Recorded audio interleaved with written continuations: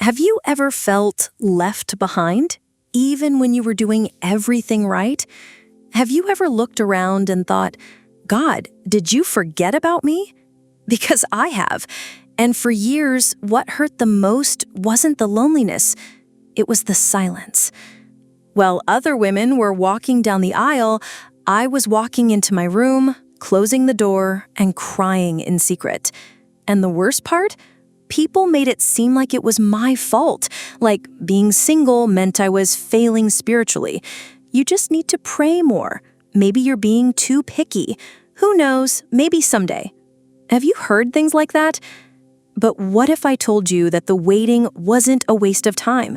That at 42 years old, when everyone thought my love story had turned into a statistic, God wrote a chapter so beautiful I wouldn't have dared to dream it. Yes, He surprised me, and in the most unexpected way. Hi, my name is Samantha Porter. I'm 42 years old, I live in Cambridge, Massachusetts, and for the longest time, I was known as the single woman at church. But that's not who I am anymore. What I'm about to share with you is my testimony, one that proves God is never late, even when time feels cruel. And if you keep listening, you might just realize this miracle wasn't only mine. It could be yours too. I never chose to be called the single woman at church, but somehow that label started to follow me around like it was printed on my name tag. The strange thing is, no one ever gave me that title directly. It was born out of long stares during services, questions disguised as concern, and those awkward silences at church gatherings. On the outside, I pretended not to care, but inside, every comment was a painful reminder that the promise still hadn't come. And when you wait for something long enough, you start to wonder, am I really in God's timing or just clinging to an expired dream? That wait, the one that felt never-ending, slowly began to chip away at parts of my self-worth I didn't even know were fragile. I looked in the mirror and saw a smart woman who feared God, who was committed to ministry, but I felt invisible. People said I was too picky, but no one ever asked if I'd cried alone that very morning. Sometimes the problem wasn't the lack of options. It was the emptiness of relationships with no purpose. And in those quiet moments between one prayer and the next, I started to realize that waiting on God was about so much more than just being single. You know that feeling of being surrounded by people but still feeling completely alone? That's how I felt at church events. Everyone knew my name, but no one seemed to know my heart. And this isn't a complaint, it's just an honest picture of how many people live while holding on to a testimony of faith that's still in progress. I learned to smile while carrying a weight few could see, and that taught me more about empathy than any book ever could. But all of this was just the beginning of a story heaven itself was writing. If there's one thing Christians learn early on, it's how to celebrate someone else's victory, even when your own heart is in pieces. I became an expert at that. When my sister Jessica got married, I was her bridesmaid. I helped with the decorations, organized her bridal shower, smiled in every photo. But that night, when I got home, I broke down on my pillow. It wasn't jealousy or envy. It was the pain of waiting on God for something that felt like it would never come. And the worst part, I couldn't say it out loud, afraid I'd sound ungrateful. My Sundays were an emotional roller coaster. In church, I sang about God's faithfulness. At the cafe, I listened to newlyweds share stories, babies in their arms. And at night, alone in my room, I cried in silence, whispering, "Father, am I invisible to your timing?" I had faith, yes, I did, but it was tear-stained faith, tired faith that didn't understand but kept holding on anyway. And you know what's amazing? Even in that exhaustion, the Holy Spirit never left me. He came gently, like a soft breeze, whispering, "Trust me, I'm here." One of those nights, after crying myself to sleep, I wrote in my journal, "Today I celebrated another wedding. May my time not be far, Lord." Years later, I found that entry and smiled with tears in my eyes, because that testimony of faith, the one I thought had been forgotten, was just taking root. If you're in that season right now, don't blame yourself for feeling sad, but don't settle into the sadness either. Call a friend, talk to someone mature in the faith, pray honestly, and if you need to cry, cry. God is never offended by the tears of someone who still chooses to trust Him. For a long time, my life was a packed schedule in service to God. Women's service on Tuesday, worship practice on Friday, discipleship on Saturday, Bible school on Sunday. From the outside, it looked like I was living in fullness, but only I knew the silence that echoed inside me when I closed the door to my room. I was doing a lot on the outside, but inside, there were holes that not even church routine could fill. And that's where one of the most subtle lies hides, thinking that being busy means you're fulfilled in God's timing. The emptiness wasn't from a lack of God, it came from a lack of emotional direction. I knew who He was, I believed His promises, but something inside still felt disconnected. I poured myself out for everyone, except for me. The truth? Sometimes we hide behind ministry so we don't have to face our pain. And that's exactly what I did for years. By the time I realized it, I wasn't sure if I was truly waiting on God or just running from my own vulnerability. The altar was full, but my empty heart was crying out for healing. It was during that season that I learned something I carry with me to this day. Serving God should never be a mask to hide what's broken. God doesn't want a performance, He wants a whole heart, even if it's shattered. So I started making small pauses. I allowed myself to pray honest prayers like, God, I'm tired. And you know what happened? He responded with tenderness. Little by little, that emptiness began to be filled, not with tasks, but with His presence. And it was there, in that secret place, that my testimony of faith began to be rewritten in a deeper, more intimate way. It was during a simple church service on a cold night in 2011 that something shifted inside me. I wasn't expecting a prophetic word. I wasn't even thinking about relationships that week. I was just tired, hoping for a little refreshment. But in the middle of the sermon, the pastor paused, looked straight at me, and said, "The Lord has prepared a meeting, and it will happen in His timing. Do not fear, daughter." In that moment, my heart started racing. It may have sounded like a simple sentence, but to me, it felt like heaven had slipped me a secret note. That word became my compass in the dark. I went home that night with my soul lit up, like God had placed a candle inside my heart. There was no dramatic moment, no one fell to the floor, no loud music, just a word, but it was enough for me to hold on to with care. I wrote in my journal, promise, prepared meeting, wait on God. And every time discouragement crept in, I would go back and read it, like rereading a love letter. Because let's be honest, when time goes by and nothing happens, we start to question even what we once felt. But I knew God had spoken. In the years that followed, many tried to convince me to forget that promise. You misunderstood. Maybe it was symbolic. God doesn't repeat Himself like that. But every time I got down on my knees, I felt that same whisper, "Trust me." That's when I learned something important. Not every promise comes with an expiration date. Some require perseverance, others require silence, but all of them require faith. And this testimony of faith wasn't just about finding someone, it was about becoming someone who could recognize what comes from above, when God finally says, "Now is the time."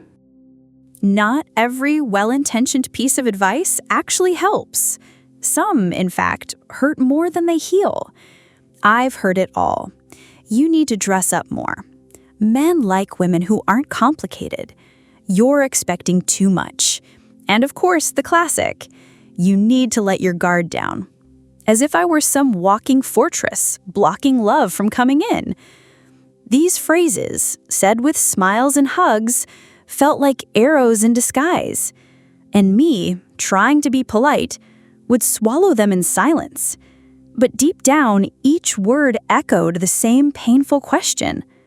Is the problem me? The cruel part is, over time, you start to believe some of those lies. You begin to wonder if you're really waiting on God or just being proud, too selective. But here's the truth. God doesn't operate under social pressure. He doesn't rush his promises just because you've passed 30, 40, or even 50. I had to relearn that a woman's worth isn't found in a ring on her finger, but in her covenant with heaven. And when that truth takes root, other people's opinions become background noise. I learned to put spiritual filters over my ears and heart. And when someone said something that stung, I smiled, then ran to my room to talk to the one who actually knows the right time.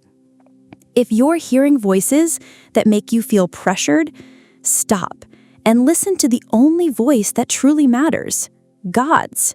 He doesn't accuse you, he prepares you. Because in God's perfect timing, the words that once wounded you become part of your healed testimony. And the criticism that tried to break you today will be the platform of your breakthrough tomorrow. It was just an ordinary afternoon, one of those days when your soul feels a little cloudy, when the doorbell rang. I opened the door and found Pastor Helen standing there, my spiritual mentor and longtime friend. She didn't say much. She just walked in, hugged me, and said, "The Holy Spirit told me to come." That was all it took to undo me. No script, no small talk. She sat down with me, made us some tea, and we started to talk. What I didn't know was that this visit would become a turning point in my journey of waiting on God. Because when heaven wants to speak, he sends someone with the right key. Between one cup of tea and the next, I poured out my heart. I talked about the pain of feeling forgotten, the frustration of promises that hadn't come true, the heaviness of watching life move forward for everyone else. And Pastor Helen just listened, patiently, like someone who had been there herself. Then she said something that still echoes inside me today. Just because it's taking time doesn't mean God has forgotten. He doesn't work in a rush. He works with precision. In that moment, I stopped seeing God's timing as punishment and started seeing it as a safe place. It felt like he was whispering, "I'm taking care of every detail." Before she left, Pastor Helen prayed with me, but it wasn't just any prayer. She prayed with tears, with authority, and with a conviction that reignited my faith. Right there, kneeling on my living room rug, I realized that God was still leading me, even when I thought I'd stopped moving forward. If you've ever felt stuck, ask God to send someone full of the Spirit to remind you who you are. Sometimes a fresh start begins with a simple conversation. And that afternoon with Pastor Helen, it was the push that reignited my testimony of faith.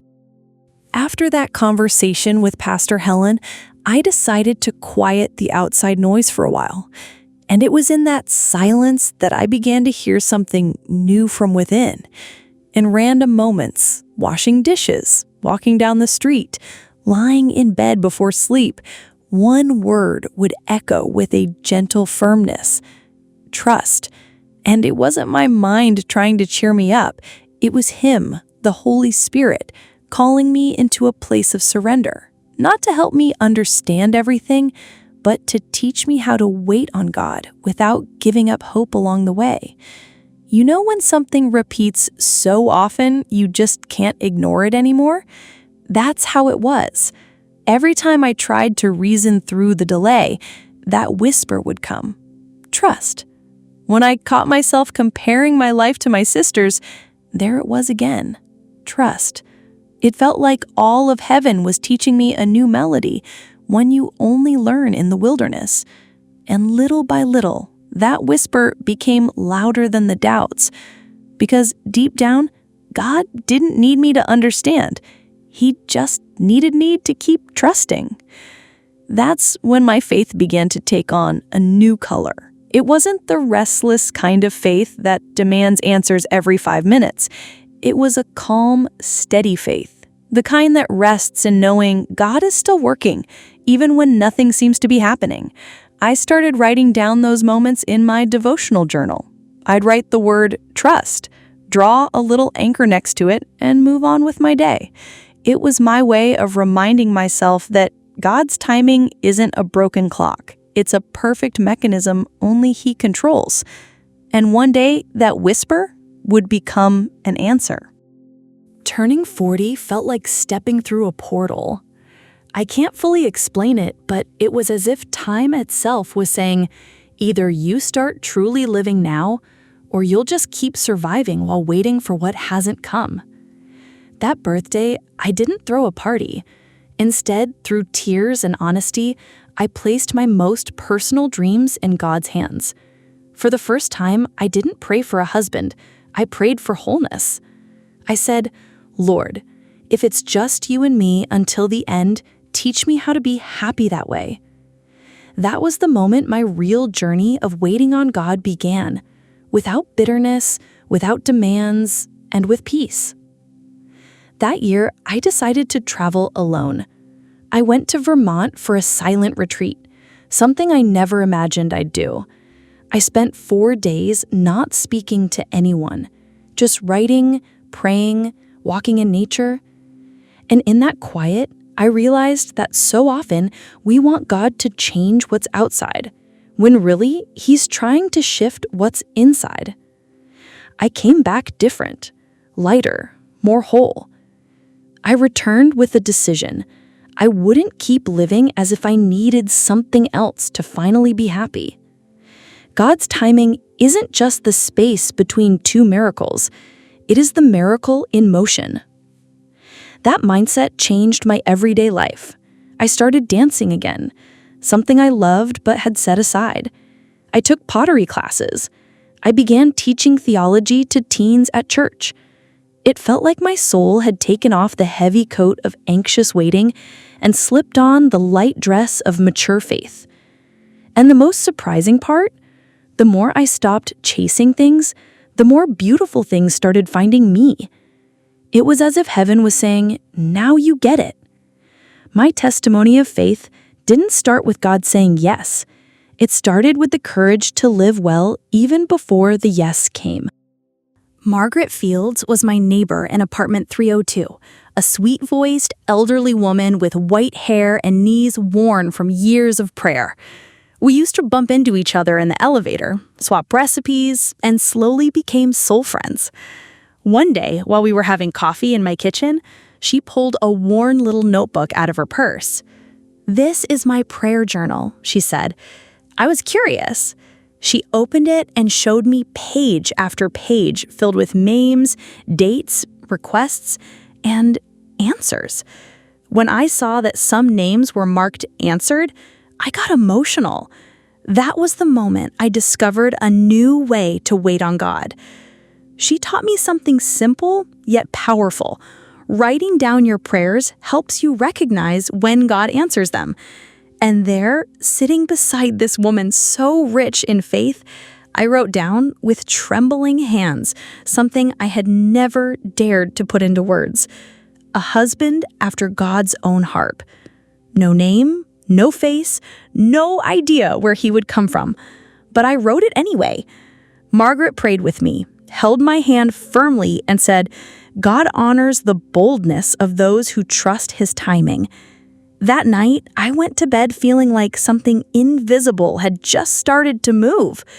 From then on, I started my own journal, and honestly, it changed everything. I began writing not just prayer requests, but emotions, Bible verses, old dreams. That little notebook became my secret altar. Every now and then, Margaret and I would meet just to pray over the names that still didn't have answers. We laughed, we cried, we worshiped. And even when nothing visible was happening, something inside me was growing stronger. Because when you pray with someone who has faith to believe with you, the weight of waiting turns into living hope. That's how my testimony of faith began to bloom, right there between the pages of a journal. While I was praying here in Cambridge, without knowing it, there was a man on the other side of the country, in California, writing in his own prayer journal, Andrew Bennett. I wouldn't hear that name until years later, but now I see how God had been weaving our story long before our paths ever crossed. Andrew was a man of prayer, devoted, involved in local ministry, and even though he'd received many offers for relationships, he chose to wait on God. And that still moves me deeply because it shows that waiting is never lonely when God is the one orchestrating everything. Deborah, Andrew's mother, had a journal too. She prayed fervently for her son's future wife, even though she didn't know who she was. Later, someone told me she used a very specific phrase in her prayers.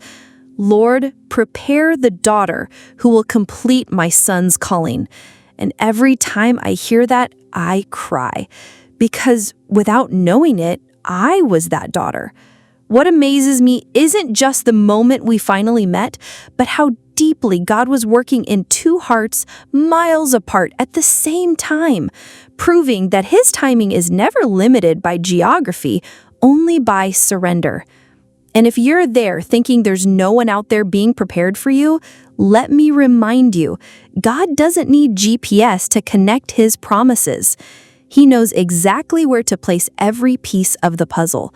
While I was writing down prayers in my journal here, Andrew was worshiping God on the other side of the country, waiting, trusting, growing. Two faith stories being shaped at the same time without even knowing the other existed. And that is so divine that even now I tremble when I think of what came next. In 2020, with the pandemic spreading uncertainty across the world, I started attending online Christian events. One of them caught my attention, a conference for women of purpose, hosted by a church in California. I joined just to watch, with no big expectations.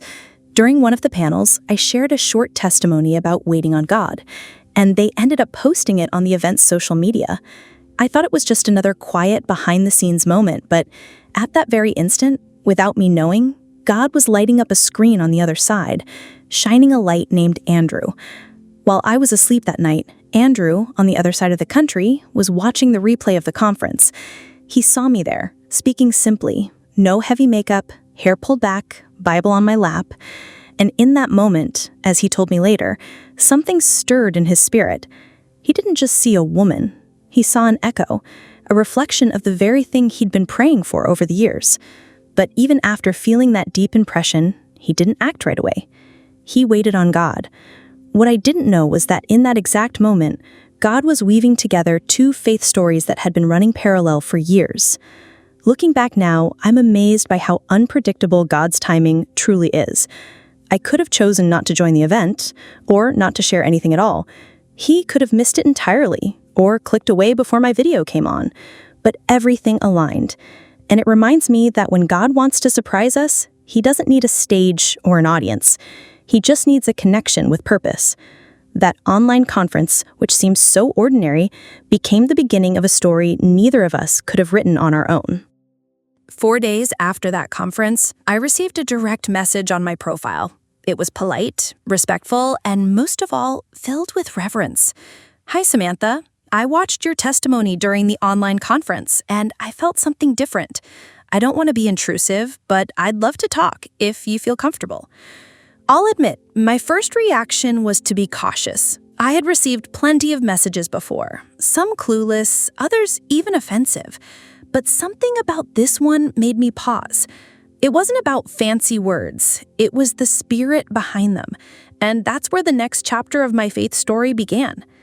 Before replying, I prayed. I asked God for wisdom and peace. And you know that quiet confidence you feel when you just know you're not stepping into something random? That's what it felt like. Every step had a strange lightness, yet a steady direction. We took our time, exchanged Bible verses, talked about ministry, about solitude, about actively waiting on God. No flirting, no rushing. It felt like we were planting something, not chasing a thrill.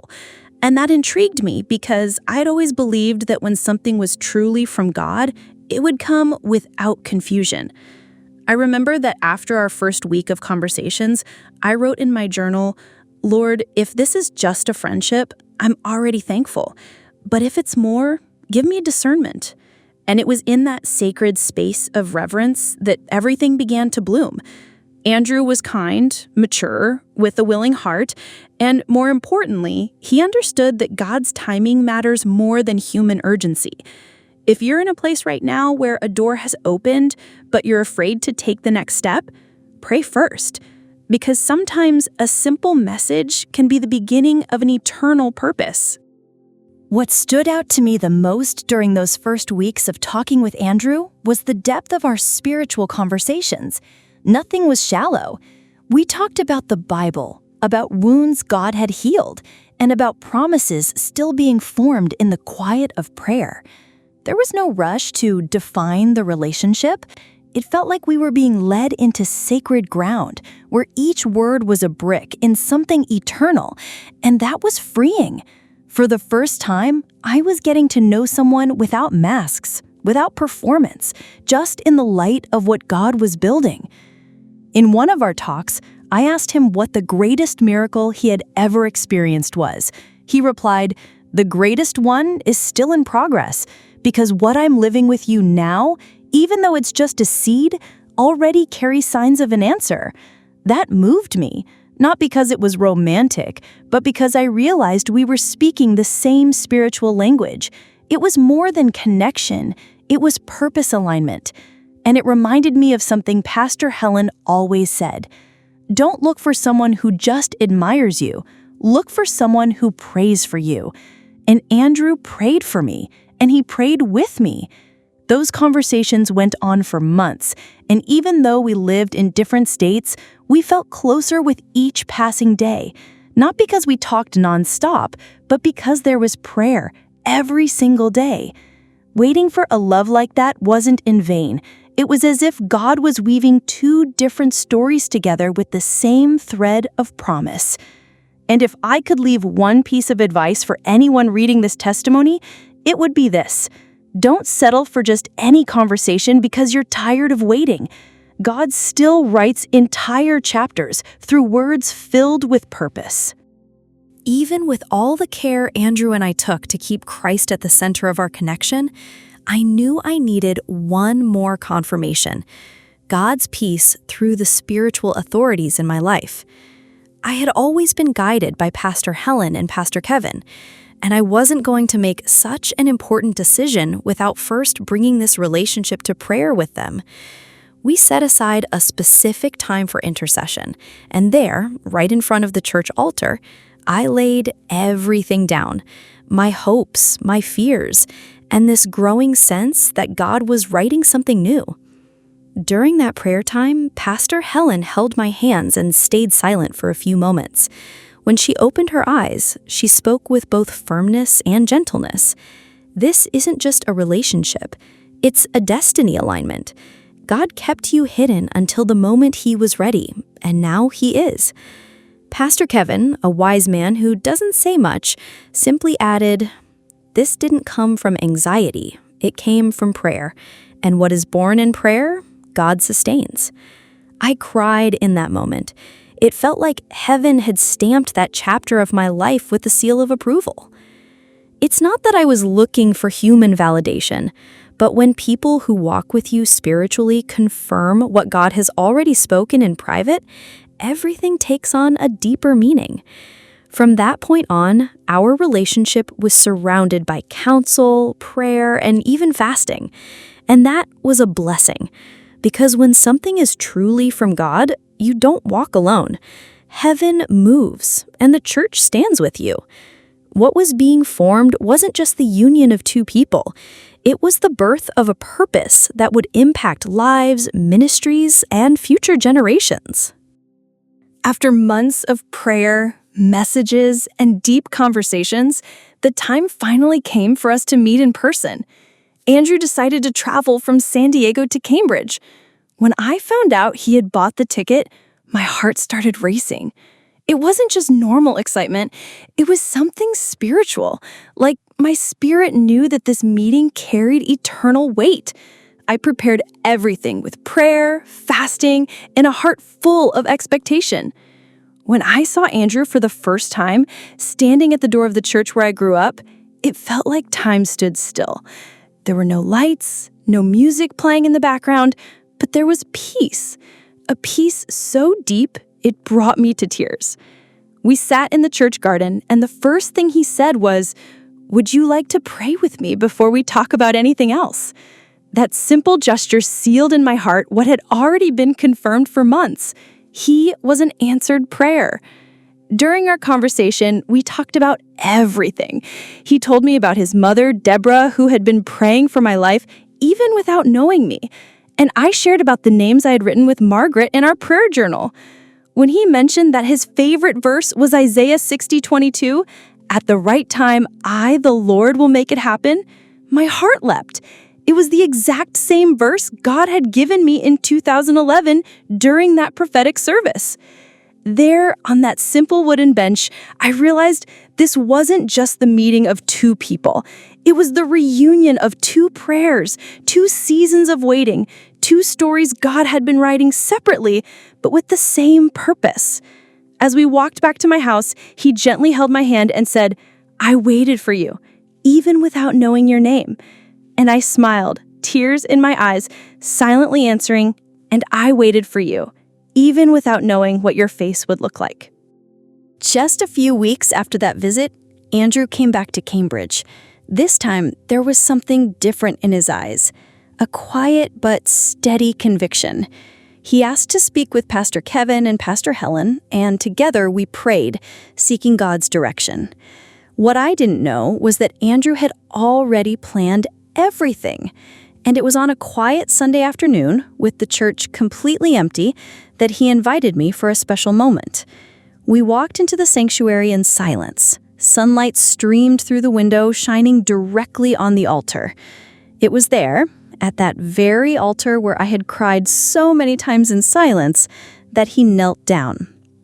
Andrew pulled a small box from his pocket and, with a trembling voice, said, "Samantha, I'm not just asking you to be my wife. I'm asking you to keep walking this journey of faith with me. I want to pray by your side every day of my life. Will you be the answer God gave me?" Kneeling beside him, my hands were shaking. I remembered every tear, every prayer whispered in the middle of the night, the years of silence, and the unanswered questions. And right there, God was answering me with a fulfilled promise. I said yes, with a full heart. Not just because I loved Andrew, but because I loved the God who saw me when no one else did. Pastor Helen walked in shortly after and, without knowing anything, said, "God prepared this moment from the very beginning, Samantha. You're not just saying yes to a man, you're saying yes to a new season." The three of us prayed, holding hands with the altar as our witness. And I understood. The place of pain had become the place of promise. God didn't take me somewhere else. He transformed the very ground where I once cried into a place of answered prayer. The waiting had been worth it. In the months that followed, everything unfolded simply, yet with deep purpose. Andrew and I decided that our wedding wouldn't just be a beautiful ceremony, it would be an act of worship. We planned every detail through prayer, wanting each moment to reflect God's grace. There was no luxury, no big crowd, but there was presence, the presence of God filling every corner of the church. As I walked down the aisle in my white dress to the sound of soft worship music, I felt like I was stepping into a chapter written by the Father himself. Every glance, every smile carried the imprint of divine faithfulness. Jessica, my sister, stood by my side as my maid of honor. Rachel, my best friend, cried from beginning to end. Margaret held tightly to that little prayer notebook, the one where we had written the date and the request for a future husband. When I looked at her, I realized we weren't just celebrating a wedding, we were witnessing a promise fulfilled. Pastor Kevin led the ceremony with tears in his eyes. And when he said, "What God has joined together," everyone knew it wasn't just a figure of speech. It was literal. This marriage had been formed in heaven and revealed on earth. During our vows, Andrew and I didn't promise perfection. We promised prayer. We made it clear in front of everyone that Jesus would be the center of our home. And when we said Amen at the end of the blessing, it felt like heaven and earth were in full agreement. That afternoon wasn't just the start of a marriage. It was the beginning of a ministry, a new journey, a new season. And I, the woman once known as the single one at church, had now become living proof that God's timing never fails. Today, when I look back, I realize that everything I went through wasn't just about finding a husband. It was about being shaped during the waiting, about learning to trust when there were no signs at all. God's timing isn't just some heavenly stopwatch. It's a school of faith. Every no I heard, every tear I cried, every birthday I spent alone was part of a much bigger story. I wasn't being forgotten. I was being prepared. And when the right time came, everything fit together with a precision that only heaven could design. Life with Andrew is a blessing, yes, but he didn't come to fill an emptiness. He came to overflow what God had already filled. Before he showed up, God had already taught me that my identity wasn't tied to my relationship status. It was rooted in my place as his daughter. He healed me from anxiety, from comparison, from the fear of being left behind. And now, everything Andrew and I are building together is a reflection of what we first built individually with God. Our marriage is beautiful, not because we're perfect, but because it stands on the rock, the same rock that held me up when no one else saw the battles I was fighting. If you're reading this and it feels like your weight is dragging on, don't give up. God is never late, and he never forgets. The same God who heard my silent prayer in 2011 is the same God who can surprise you in 2025, 2030, or whenever he chooses. The question isn't if it will happen, but rather, are you willing to trust him even when the timing doesn't make sense? Today, I know the waiting wasn't punishment. It was a testimony being written, comma by comma, tier by tier. And now, it's yours too. Let my story remind you, God's timing is perfect, and when he moves, everything changes. Now, let me ask you this. How long will you keep calling it waiting when God is calling it preparation? Maybe it's time to stop measuring your life by someone else's timeline and start trusting God's timing instead. Because if he was faithful to me, he can be faithful to you too. But for that to happen, you have to take the first step. Will you keep hiding behind the pain, or will you place everything in the hands of the one who's never lost control? Today, I look at my story with gratitude, not because it was easy, but because it was written by a God who never makes mistakes. And if you're still watching this, I believe it's not by chance. Maybe God is using my testimony to remind you that he's still working, even when everything feels stuck. I also want to say thank you to the Faith Story channel for giving space to me and to so many others who, like me, chose to share not just a victory, but a journey of faith. If this video spoke to your heart, go ahead and subscribe to the channel. Here, you'll find real stories that glorify God and fill your heart with hope. And now I want to invite you. What's your story? Leave a comment and tell us how God has surprised you or where you're still waiting for a miracle. I'll be reading every message with care. And who knows, maybe the next story shared here will be yours.